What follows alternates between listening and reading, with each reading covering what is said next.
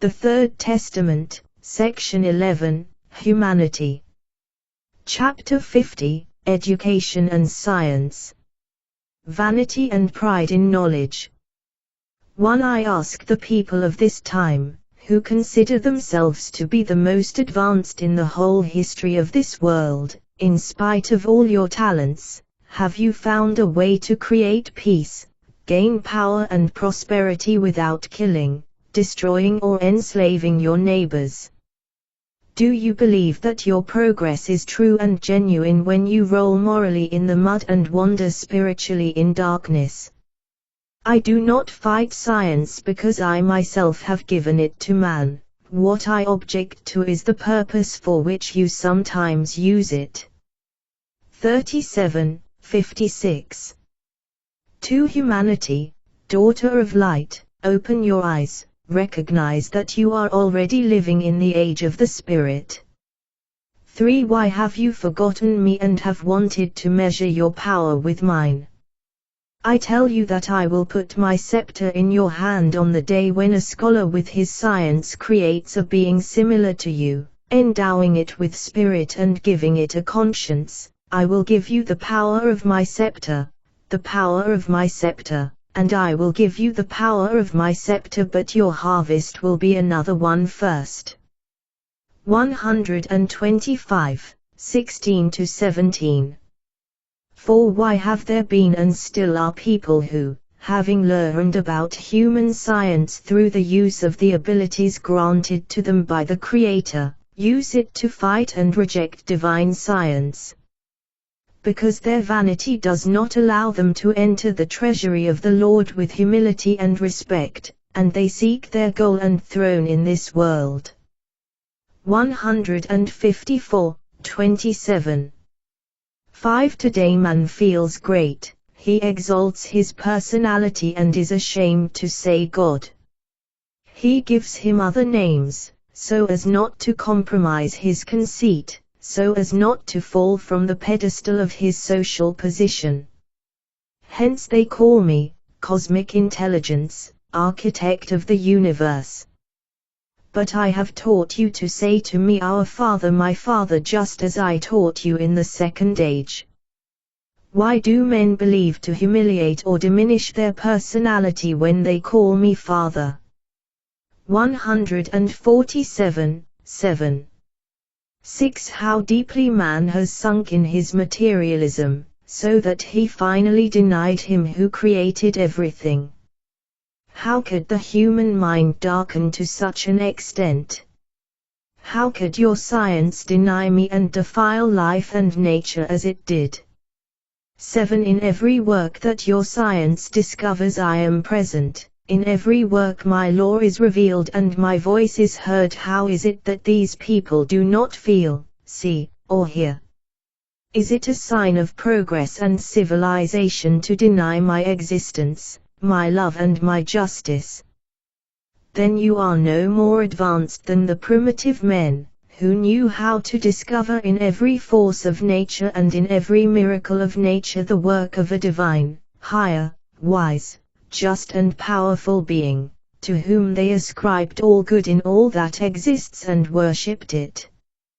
175, 72-73.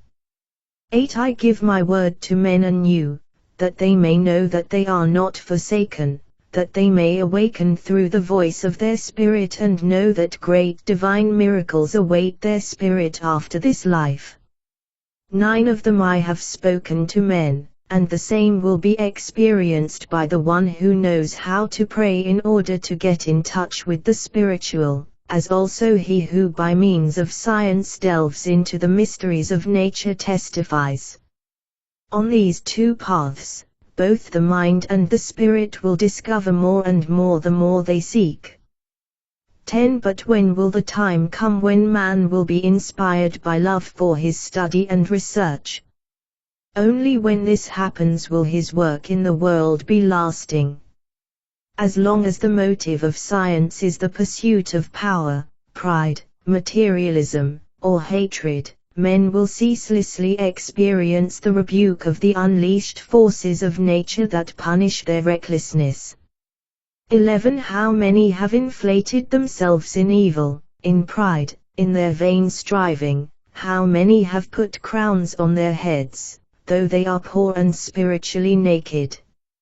How great is the contrast between what you consider your truth and my truth.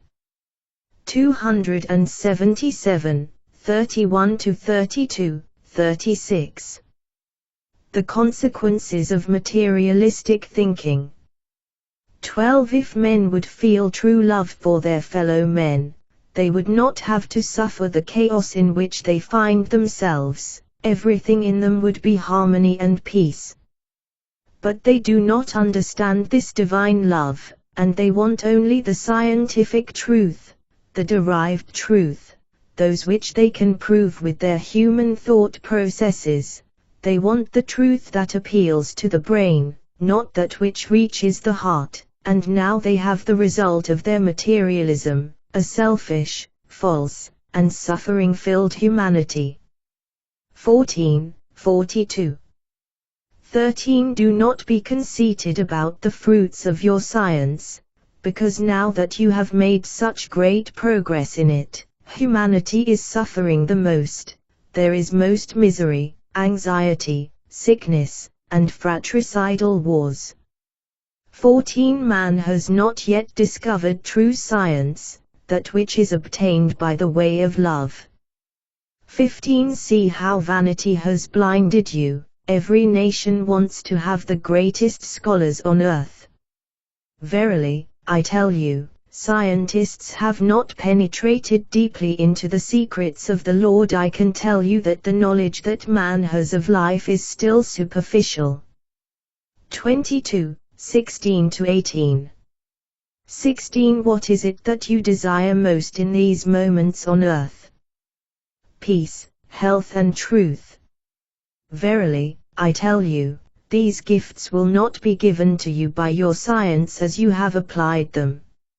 17. Scholars question nature and it answers every question, but behind those questions there are not always good intentions, good attitudes or charity. Men are immature and incomprehensible, who snatch from nature its secrets and desecrate its innermost being, whom they honor not by extracting from its sources the raw materials to do good to one another as true brothers and sisters do, but for the sake of selfish and sometimes perishable ends. 18. The whole creation speaks to them of me, and their voice is that of love, but how few knew to hear and understand this language. 19. Considering that creation is a temple where I dwell, are you not afraid that Jesus might appear there, seizing the scourge and driving out the merchants and all who desecrate it? 26, 34-37.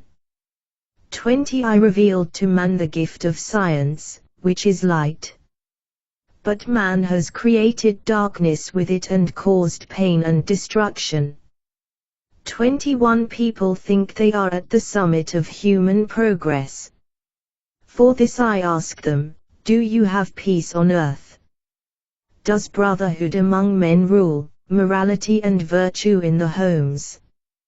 Do you respect the lives of your fellow men? Do you show consideration for the weak? Verily, I tell you, if these virtues were present in you, you would possess the highest values of human life. 22. There is confusion among men because you have put on a pedestal those who have led you to ruin. Ask not, therefore, why I have come to men, and abstain from judging that I manifest myself through sinners and the ignorant, for not everything you think imperfect is. 59, 52-54. 23. The scholar seeks the reason for everything that is and happens, and hopes to prove with his science that there is no principle or truth outside of nature. But I consider them to be immature, weak and ignorant. 144, 92. 24. Scientists consider the divine revelations full of vanity as unworthy of their attention. They do not want to rise spiritually to God, and if they do not comprehend something of what surrounds them, they deny it, lest they should confess their incompetence and ignorance. Many of them want to believe only in what they can prove. 25. What comfort can these men bring to the hearts of their neighbors if they do not recognize the primordial principle of love, which governs creation, and besides do not understand the spiritual meaning of life? 163, 17-18. 26. How far has this mankind gone from my orders? Everything in it is superficial, false, outward, pompous. Therefore her spiritual power is void, and to make up for her lack of strength and development in her spirit, she has thrown herself into the arms of science and developed intelligence. 27. In this way, with the help of science, man has come to feel strong, great, and powerful. But I tell you that strength and that greatness are insignificant next to the power of the Spirit, whom you did not let grow and reveal. 275, 46-47. 28. Today, day after day, you are eating the bitter fruits of the tree of science, which has been so imperfectly tended by men because you have not made an effort to develop all your gifts harmoniously. How, then, could you direct your discoveries and your works in good directions, since you have only trained intelligence, but neglected the spirit and the heart?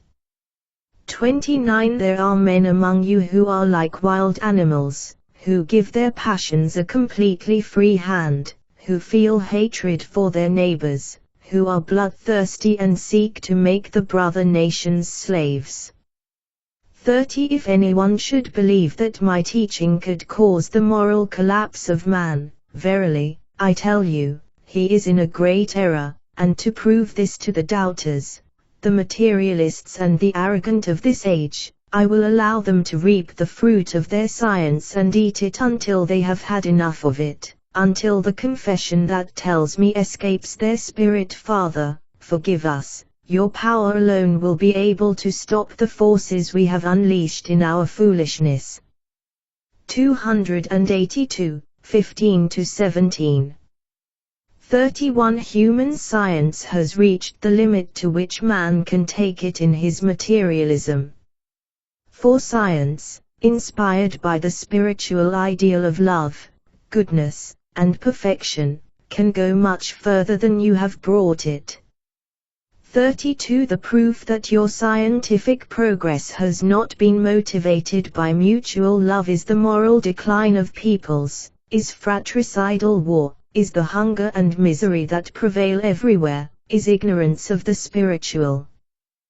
315,53, 54.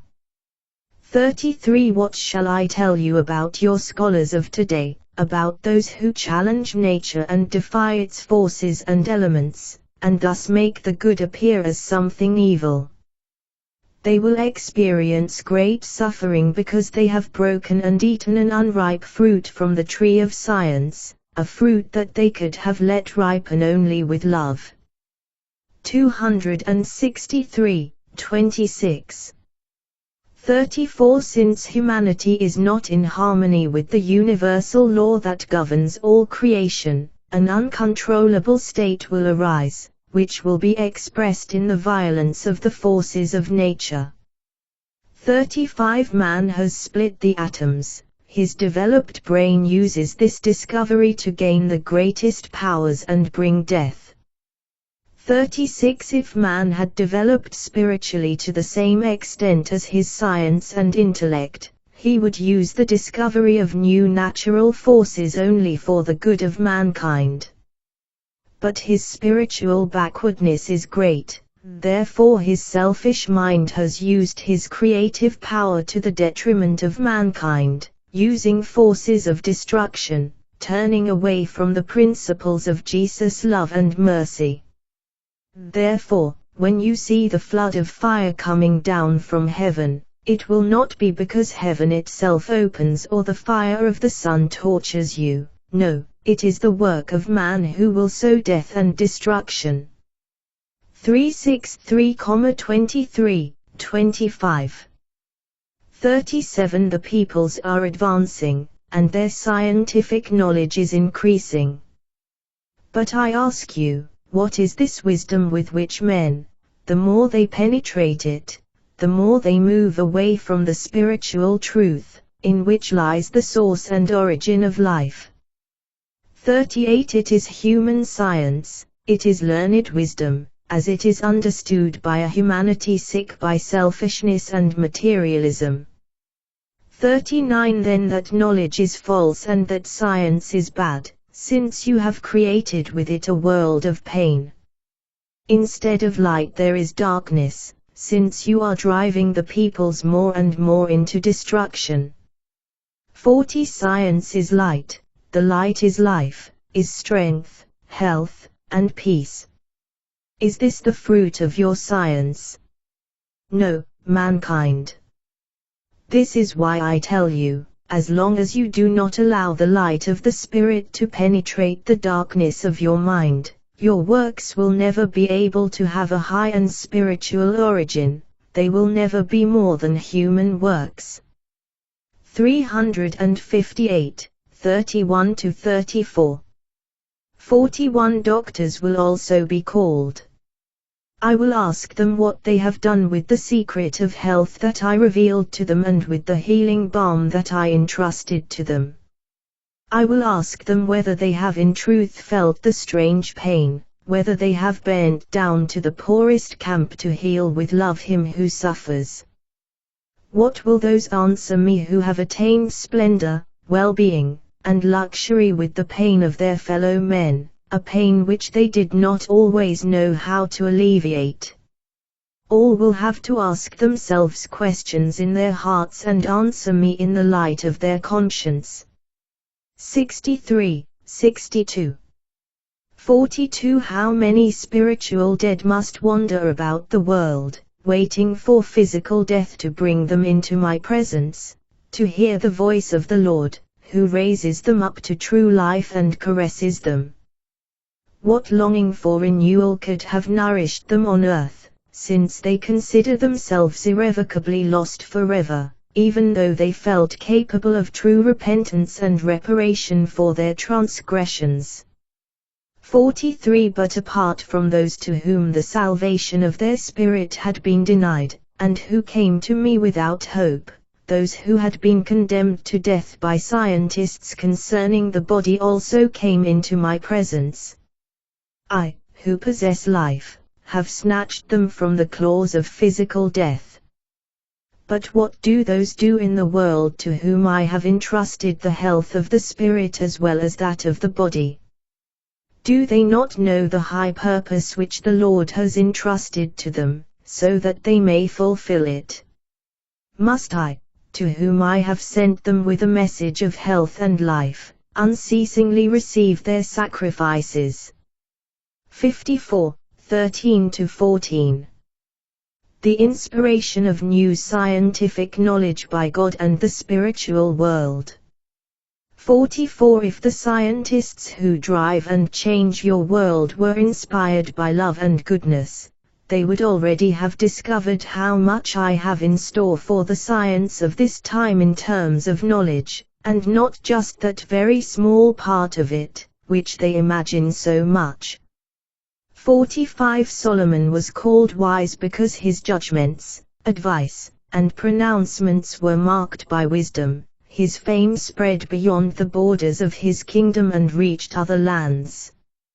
46. But this man, though he was a king, knelt humbly before his Lord and asked for wisdom, strength, and protection, because he knew that he was only my servant. And before me he laid down his scepter and his crown. If all scholars, all scientists would act in the same way, how great would then be their wisdom, how many teachings still unknown to them until now would still be revealed to them from my book of divine wisdom. 1,57, 59. 47 Ask your scholars, and if they are honest, they will tell you that they have asked God for inspiration, but I would give them more inspiration if they would ask me for it with more love for their brothers and with less vanity for themselves. 48 Verily, I say to you, all that you have accumulated in true knowledge comes from me. All that they have in purity and in height I will use in this time for your benefit, for that is what I have granted you. 17, 59-60. 49 Man's spirit has developed, therefore his science has progressed. I have allowed him to know and discover what he did not know before, but he must not devote himself only to material works. I have granted him that light so that he may work for his peace and happiness in the spiritual life that awaits him. 15, 22. 50 If you have used some of your sciences to examine and judge me, does it not seem more reasonable to you that you would use them to examine yourself until you know your nature and eliminate your materialism? Do you perhaps believe that your Father cannot help you in the way of your good sciences? Verily, I tell you, if you were able to feel the essence of divine love, knowledge would easily reach your mind without tiring your brain and without spending yourself studying the knowledge you consider profound and which is truly within your reach. 14,44. 51 In great human works there is the influence and work of high spiritual beings, who continually influence the minds of men and inspire or reveal the unknown to their incarnate brothers and sisters. 52 Therefore I say to scholars and scientists at all times, you cannot boast of what you understand, nor of what you do, for not everything is your work. How often do you serve those spirit beings of whom I speak to you only as tools? Were you not often surprised by the scope of your discoveries? Have you not secretly admitted to yourselves that you have been unable to try what you have already realized? There you have the answer. Then why do you brag about it? Be aware that your work is directed by higher beings. Never try to change their inspirations, for they are always directed toward the good. 182, 21-22. 53 Since mankind has witnessed the development of science and has seen discoveries which it would not have believed before, why is it then reluctant to believe in the development of the spirit? Why is it sticking to something that holds it back and makes it sluggish? 54 My teaching and revelations in this time are in accordance with your development. The scientist imagines nothing of his material work and science, for in it my revelation and the help of the spiritual beings who inspire you from the hereafter has always been present. 55 Man is a part of creation, he has a task to perform, as all the creatures of the Creator have, but he has been endowed with a spiritual nature, an intelligence and a will of his own, that he may by his own efforts achieve the development and perfection of the spirit, which is the highest thing he possesses. By means of the spirit, man can comprehend his Creator, understand his benefits, and admire his wisdom. 56 If, instead of becoming vain about your earthly knowledge, you made all my work your own, there would be no secrets for you, you would recognize yourselves as brothers and sisters and love one another as I love you, goodness, mercy and love would be in you, and therefore unity with the Father. 23, 5-7. The recognition of scientists working for the benefit of mankind. 57 Human science is the earthly visible expression of the spiritual capacity which man has attained in this time. Man's work during this time is not only a product of the mind but also of his spiritual development. 106, 6. 58 Science, which is material, has revealed many secrets to you. But never expect your science to reveal to you all that you need to know. The science of the people of that time also had its prophets, whom people mocked and who they thought were mad. But afterwards, when what they proclaimed proved to be true, you were amazed. 97-19. 59 I do not deny my recognition to the scientists, since I have entrusted them with the task they are carrying out. But many of them lacked prayer, charity and elevation of the Spirit to be true helpers of men. 112, 25. 60 The people of today have expanded their empires, they rule and traverse the whole earth. There are no more unknown continents, countries or seas. They have created paths on land, on the sea, and in the air, but not satisfied with what they have inherited on their planet, they explore and search the firmament in their desire for even greater dominions. 61 I bless the desire for knowledge in my children, and their striving to be wise, great, and strong finds my unqualified pleasure. But what my righteousness does not approve of is the vanity on which their ambitious goals are often based, or the selfish purpose they sometimes pursue. 175, 7-8. 62 I have equipped man with intelligence that enables him to investigate the composition of nature and its manifestations, and I have allowed him to look at a part of the universe and to feel the manifestations of spiritual life. 63 For my teaching does not hold back the spiritual beings, nor does it hinder man's development. On the contrary, it frees and enlightens him so that he may investigate, reflect, research, and strive. But what man considers the highest of his intellectual research is hardly the beginning. 304, 6.